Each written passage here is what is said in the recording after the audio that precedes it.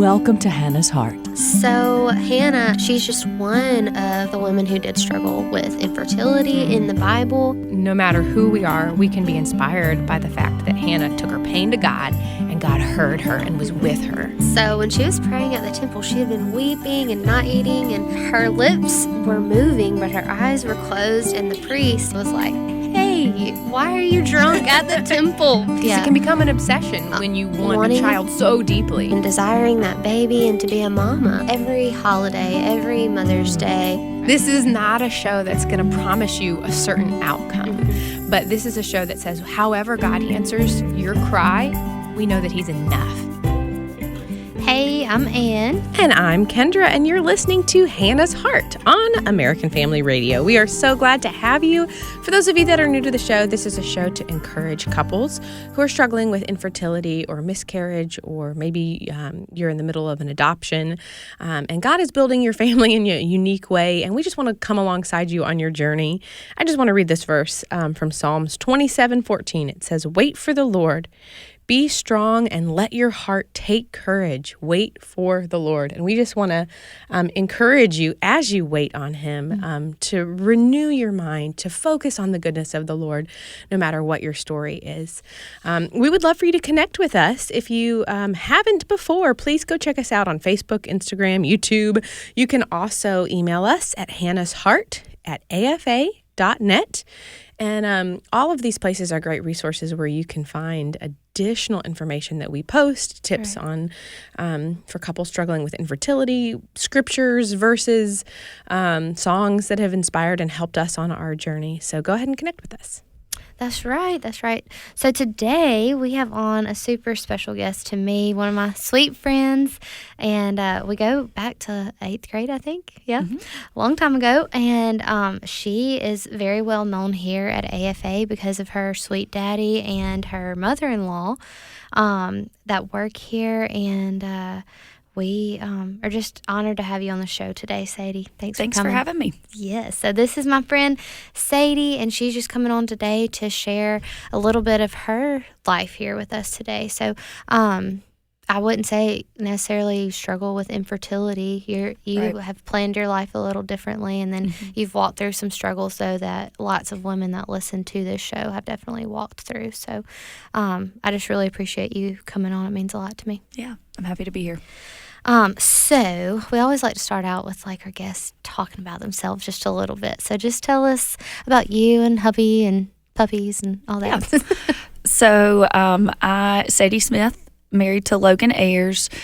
We've been married for 5 years in April of 2022. And we have quite the animal situation at home. A little zoo. Yeah, we do. We've got 2 regular size golden doodles, and then we have a little baby that stays inside. Tiny. That's a little half Chihuahua, half toy poodle. So she's sweet. But Opal, Francis, tiny. and Hazel are our dogs. Love it. And then we also have a few horses scattered around, and just things of that nature. Some other stray dogs. Yeah, there's a couple stray barn cats. Yeah, That's awesome. we love animals, but When you hear your dog names, I think of like the Golden Girls or something. yeah, exactly. That's our first 2. One of them, Francis, was a chosen name, and then we adopted Hazel, and then when we got Opal, I was like, it has to be another old lady. It does. It has to be. Old lady names for the dogs. I love it. Yeah, exactly. So we, like I said, we've been married 5 years this year, and we live in Tupelo, Mississippi, where we're both from. We both went to Ole Miss for undergrad, and then got married. Is that where y'all met? No, actually, no. Go way back. Yeah, so we actually met when we were in elementary school. Oh, my goodness. At church, yeah. So our families ended up at church in the same church in Tupelo, and which was First Evan at the time. It's Hope Church now. But we met there when we were doing like some sort of children's ministry we used to do these massive pageants at Christmas and Easter. Yeah. And so just lots of community in the church when you get together, and you're together for 5 straight days doing all these things. And so Logan and I got to know each other one year during that pageant time. And then we just remained friends for a long time. And then his parents were actually going through some separation and some issues. And so my parents had been through a similar situation and started mentoring his parents. And so we just ended up being forced to be together, and so we just, got to know each other a lot better through that time. And we were together through high school, and then we took a little break and then got married in 2017. Wow. So you watched your husband grow up a little bit. Oh, yeah. That's so crazy. did Aunt. I remember seeing a video of my husband at 14 and thinking, it's probably good that I didn't see this before we got married. You probably would have liked it. No, he was a cutie, but man, when you're a 14-year-old boy, you're a 14-year-old boy. Right. Just different. Different. Yeah. No. No, it's been fun to see him mature. That's awesome. And us kind of grow together. Yeah, I love it. Literally grow up together. Yeah. Yeah. A lot of times, though, in y'all's pictures from younger days, y'all kind of could look like siblings there. For Very much so. We were both light-haired, blue-eyed, fair-skinned, petite. We just tall people, though. Yeah.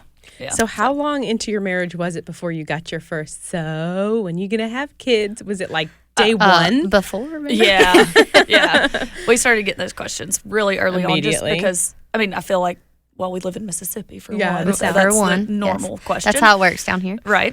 You literally get home from your honeymoon and they're like, so? And you're like, 9 wow. months. But we, I guess we had been together for so long that people just assumed that when we would get married that we would automatically start a family. Right. So, but we definitely had a little bit of a different, if you want to call it a plan, but I don't know that it really was a plan.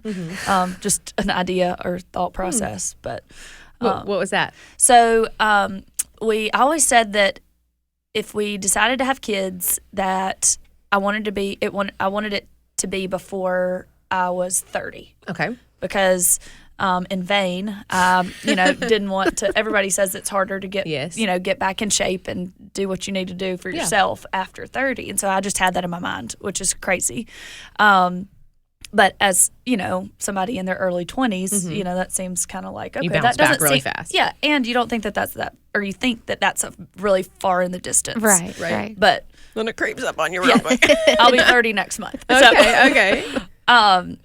So we were, we just really didn't have a strict plan, but it was something that I thought was going to be in the distant future, versus something that I really wanted to do right away. And, selfish reasons, just wanting to travel, wanting to, which is not selfish in my opinion. I know, but somebody told me that the other day. They were like, I hate it when people say that it's selfish when you say that you don't want to have children right now, because it's really selfless, because you're not putting yourself in a position where you don't feel like you could parent well, or that it would be difficult or struggle or whatever. If you feel like it's not what your heart wants at that moment, then maybe it's really not what you I think it's important you invite God into the process of whatever that decision is. Absolutely. That it's just absolutely. And it looks different for different people. You mother other children, literally mother other children too. That's sweet. So I mean, you're not selfish at all. She likes to travel. She likes to have fun. And if you're with Sadie, you're gonna have fun, even if it's just ordering food. That's literally one of my favorite things to do with you. Well, it's my favorite thing to do. So. When we go to restaurants that I've never been to before, probably I just look at Sadie. I'm like, whatever you say. You know what I like. Just order. That's awesome. So she's fun. I love to go to nice restaurants. It's like that. That's my probably, I would say, top 3 hobbies. So. And she's good at it. Sweet. Anyway, it's fun. Well, and hubby's thoughts on all of this? Was he on the same Yeah, plane? we were as you? all on the same page. Okay. Or both of us were on, all of us. The dogs included. Lori is not on the same page. No, my mother. No, she's very supportive, but she's ready for some grandbabies. She would love to have a grandbaby. I got you. But we were on the same page. We really just wanted to. We had both started our careers, and so we really wanted to be, established and do all the things that you say you want to do before you bring kids into the picture. So, yeah. Well, I think that gives us a brief intro of yours and Logan's story. So you married 2017, right? That's right. Okay. So after 2017, y'all's thought process was like, we're going to wait a little bit. Yeah. So, but then So in early 2018, I found out that I was pregnant. And surprise! Yeah. her eyes got big right now, and that's exactly Yeah. They were So big. I was like, this isn't, this surely not. Like that's crazy. This is just, we just got married the other day, And so I took an at-home pregnancy test, and it was positive, and I was like, I don't believe it. And so I called my friend Olivia, and I said, she's a nurse, and I said, can you do some blood work on me? Oh, wow. You're like, I need to know now. So she tested me, and she was like, no, you're definitely pregnant. Wow. And I was like, okay. Well, at first I was, which is crazy, and I feel kind of strange saying it on this show, but I was devastated.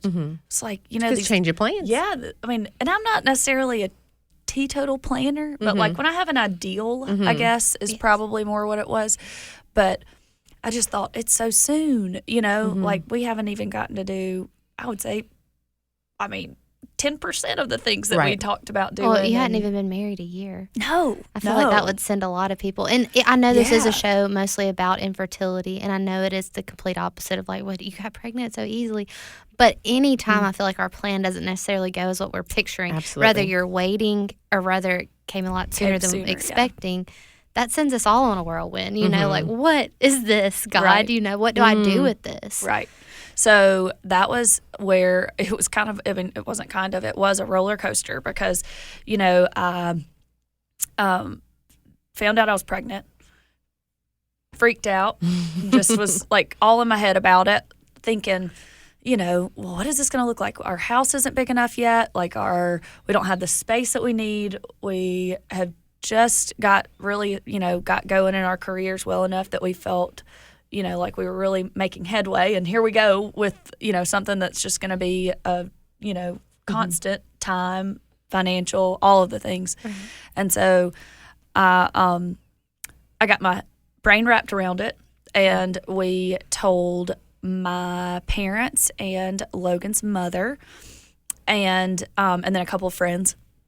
And once you tell the parents, it's like I know, yeah. Well, we were actually, it was right before our anniversary because we were going on a trip. We got married on an island in Mexico. Fun. And was there. It was beautiful. And so we were actually taking a anniversary trip back. Fun. And it was with like our families, like everybody was going. And so we both felt, Logan and I agreed that we needed to tell them because it was going to be kind of funny if I was there and acting weird or, I'd already been sick. And so felt like it was appropriate to tell them before we left.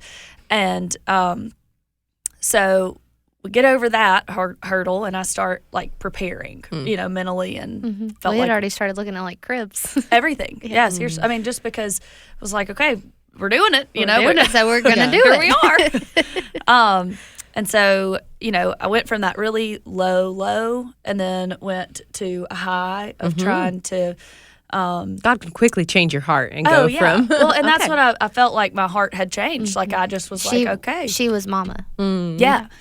And so I go in. So Parkgate, I don't know if y'all are familiar with Parkgate. It's a pregnancy center here in the area. Yes. I mean, obviously, Ann Tupelo. is. But I'm a volunteer there.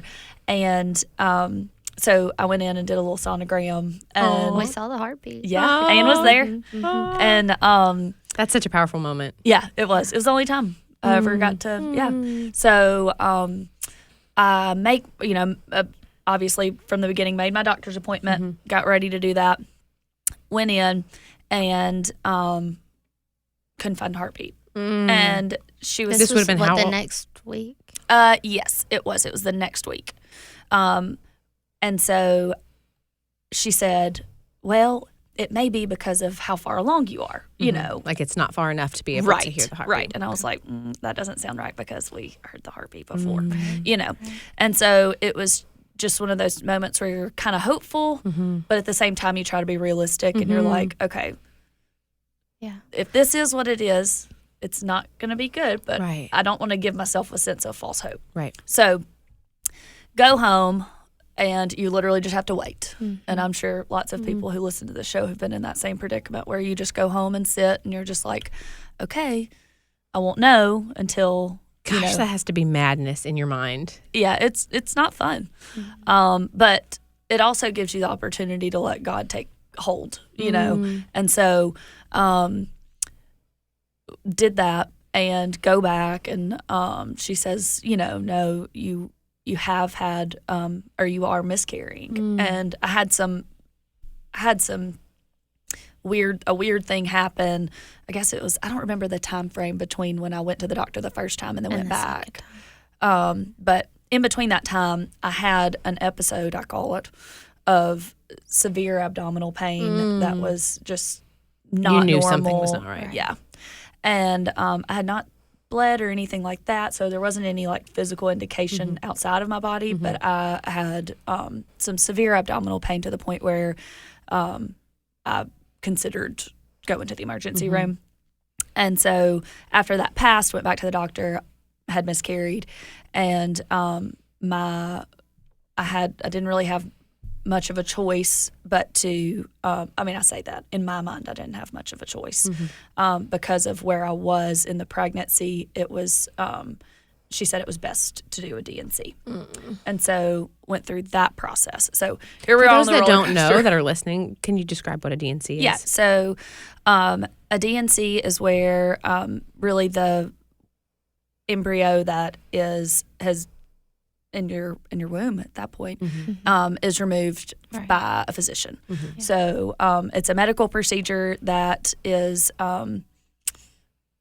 just one of those It's things necessary that, for the life exactly. It's necessary when you have a miscarriage because it's not far enough along to your body to give birth. Right. But then If you're in that in between where like your body may not pass it on its own, but you're not far enough along to give birth. So you're kind of just in that like no man's land of what to do. So now you've got the emotional trauma on top of like, hey, let's throw a not fun medical procedure. Right.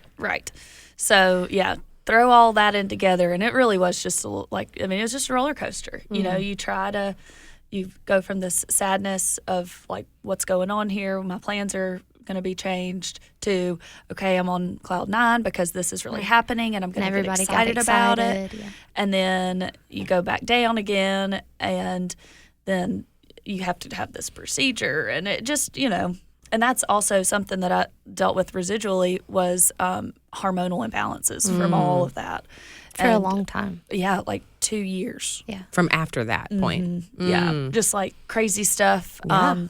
that I had never dealt with before. Well, pregnancy makes your hormones spike, Yeah, and then now it's going to take a while for your body to Right. re-regulate. Yeah. Well, and I think that anytime there's an interruption in pregnancy, there's like hormones that aren't really sure what to do. Right. Wow. Because it was like, this was our job. Yeah, and we're now we supposed to be don't doing have this. job. Yeah. Yeah. So, and that's kind of how Dr. Williams, mine and Ann shared a physician before he retired, and he was a miracle worker. He was. But We've had many people to email us and be like, I went to Dr. Williams. We love Yeah. Dr. He doesn't work anymore. I know. It's so sad. But he helped me walk through that. He was not my physician when I learned that I was pregnant. I had been seeing the same OBGYN in Tupelo for years, just since I was like 18 or however old I was when I first went as an adult. But she, did the procedure, and then at that point I felt like my care was not at the level that it should have been. Not that anything was her fault or anything like that, but just like post all of this happening, I felt like there was just more, I needed more care. And so I ended up going to Dr. Williams, and he got me straightened out. He did. He did. Because there was a time, even after that procedure, you were out of town. Yeah. So in July, so that all happened in April of 2018. And then in July, my husband and I were actually at a wedding, and a lot of our friends. We were at a friend's wedding in Seaside, Florida. And I was staying a couple extra days with friends. He had to get back to Tupelo for work after the wedding. And I was sitting at dinner at George's on 30A. And I'll never forget it. And I was sitting across just from my one girlfriend that was with me. And I just looked up and like tears just started streaming down my face. And she was like, because I don't normally get upset, which, I mean, like that. And especially not at the drop of a hat. And she just was like, what is going on? And I was like, I'm in so much pain right now, I can't breathe. And I had I had abdominal pain that was out of this world. And so she calls a physician friend of ours, and he's an OBGYN, and he said that we needed to go to the emergency room. So she told him, the series of events that had happened prior to earlier in the year. And he said, you need to go to the emergency room. And so we go to the emergency room, and they give me all the drugs. So it's some sort of residual effect that was not handled properly. Well, it's hard to say because people say, and Dr. Williams confirmed this, that when you have a DNC, it's very difficult for a physician to capture everything that's in there. And so a lot of times there are just follow-up procedures that are needed. Yeah, and so I ended up having something that had not been gotten, and it was just causing massive pain because my body was trying to rid itself of it. Well, and you're trying to still emotionally heal from all of this, so to have residual procedures, just through that again. Yeah. Well, tell us about what's going on in your heart during all of this. This is your body, but what's going on between your relationship with God right now? So I think at that time, it was like I wanted to be busy. I wanted to, forget about it. Yeah, pretty much. I would say that that's probably a big fault that I have is that when something is, when I don't feel like I can fix it, I just am like, I want to walk away. Like I don't want to be there anymore. I don't want to do this anymore. If it's something that I can fix, I want to fix it. But I think that that's something that I struggle with, and I struggled with that during this time. So I really had to look to the Lord for strength. And Logan was super supportive and very much, kept me grounded and kept me from just getting goofy. Right. Did was there a certain point in the last several years where you really kind of dealt with the grief over it? So I actually started counseling a couple weeks ago for various things, but I think that it's good for everybody. And I don't have one thing at this moment in time that is like weighing me down by any means, but things that build up. That's right. So, I had that all happened. I had my dad passed away, my grandmother passed away. I just had a lot that went on over the last 4 years that I felt like it was time for me to hash it out. And I have really enjoyed it so far. I've only done 2 sessions, but I think it's been really healthy for me. And he comes from a Christian perspective, which is wonderful. And so I don't think that I have necessarily pushed all the emotion away through the 4 years, but I just have not dealt with it probably in the most healthy way. And so have tried to analyze and figure out how to do that, and I think I just needed a little bit of extra help. There's a lot of people that think that as a Christian, we shouldn't go get counseling because, God's enough, Yeah.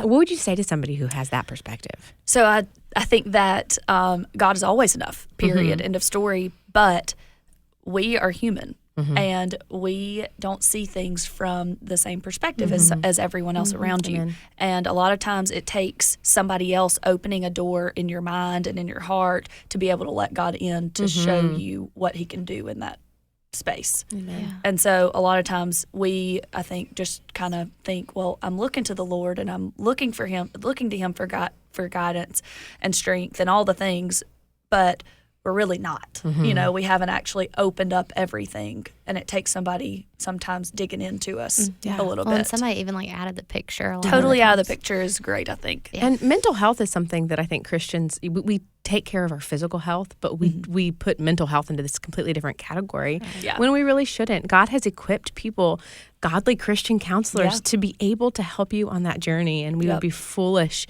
to think that we don't need Well, assistance. I think that it's, just like saying that God can heal me of this cancer, so I'm just not going to go see the oncologist. You know, Right. I mean, he can absolutely heal you, and 100%. But he's also equipped that oncologist to give and given him the resources or her the resources to help you. Amen. So I think that I think mental that's a illness great is point. yeah, and mental illness is something that I know that's not what we're here to talk about, but that's something That's a that, huge part of it for a lot of couples. well, it is, and just the emotional baggage that goes along with everything, with infertility and miscarrying and all that, can really put a strain on your mental health. Right. So, Sadie, thank you for sharing that part of your story. I think a lot of people listening needed to hear that it is okay to reach out for help. And this has been how many years since your miscarriage? it has been 4 years. And so if it's been in your deep past, but it's not healed, bring it to Jesus and let him heal it. That's right. Thank you so much, Sadie. Yeah, thank y'all for having me. Yeah. Thank you guys for listening to Hannah's Heart, and we'll see you back next week.